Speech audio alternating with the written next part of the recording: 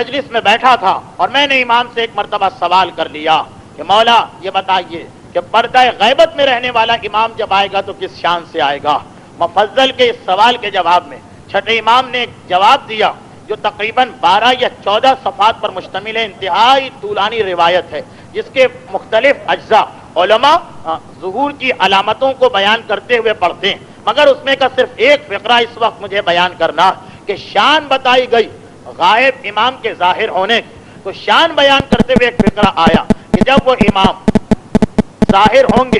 خانہ خدا کی دیوار سے ٹیک لگا کے بیٹھیں گے، ایک ہاتھ میں علم اسلام ہوگا، ایک ہاتھ میں ذوالفقار حیدر ہوگی، جبرائیل کا پیغام ساری کائنات تک پہنچنے والا ہوگا، تو اس سے پہلے کہ جبرائیل کی آواز بلند ہو 4 نبی آ کے بیعت کریں گے، 4 نہیں بلکہ 3 نبی آ کے بیعت کریں گے۔ وہ 3 نبی جو اب تک زندہ ہیں، حضرت ادریس و حضرت خضر و حضرت الیاس، اور چوتھے زندہ نبی دمشق کے اندر آ کے اس لشکر امام میں ملیں گے، یعنی حضرت عیسیٰ، اور اس کے بعد ملائکہ مقربین وہ 4 فرشتے جبرائیل و اسرافیل و عزرائیل و میکائیل، یہ 4 فرشتے آ کے بیعت کریں گے، اور اس کے بعد 27 ایسے آدمی آئیں گے جو ما قبل کی امتوں کے ہیں، جس میں امام نے تذکرہ کیا 15 آدمی موسیٰ کی قوم کے، وہ جو موسیٰ کے دنیا سے جانے کے بعد بھی ایک لمحے کے لیے اپنے موقف سے نہ ہٹے اور موسیٰ کے خلیفہ اور وسیع کو مانا، یوشع ابن نون کو، اور جب یوشع کے مقابلے میں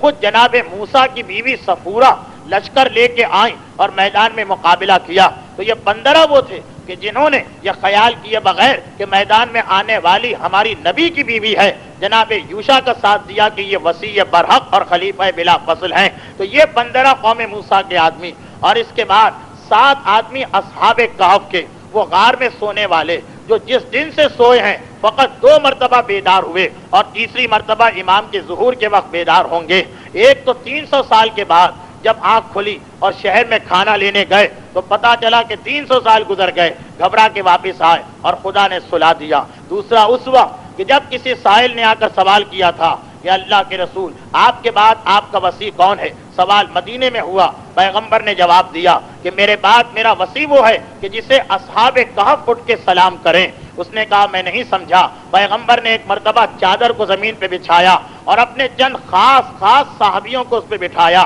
مولا کائنات کے ساتھ اور اس سوالی کے ساتھ، اور یہ چادر اڑ کے اس غار کی جانب گئی جہاں غار والے سو رہے تھے، اور جب یہ سب آدمی وہاں پہنچے اور پیغمبر کے حکم کے مطابق ایک ایک صحابی آگے بڑھ کے ان پہ سلام کرتا، لیکن وہ سب سو رہے ہیں، اور جب سب سلام کر چکے صرف مولا کائنات باقی رہے، تو اس سے پہلے کہ مولا سلام کریں ایک مرتبہ آنکھیں کھول کے وہ اٹھ بیٹھتے ہیں اور السلام علیک یا امیر المومنین کہہ کے سلام کرتے ہیں، اور پتہ چلتا ہے مسلمانوں کو کہ رسول کے بعد وصی برحق کون ہے۔ اور تیسری مرتبہ ان کی آنکھ کھلے گی جب امام ظاہر ہوں گے اور ان اصحاب کہف کو غار سے اٹھایا جائے گا۔ اس کے بعد چھٹے امام نے کہا کہ یہ تو وہ لوگ ہیں موسیٰ کی قوم کے آدمی اور یہ غار میں سونے والے۔ اس کے بعد اور کن لوگوں کا تذکرہ کیا؟ امام نے کہا کہ ان 22 آدمیوں کے بعد یہ جو 22 آدمی 15 موسیٰ والے 7 اصحاب کہف، ان کے بعد پیغمبر کے کچھ صحابی آئیں گے، اور وہ کون ہے؟ کہا امام نے کہا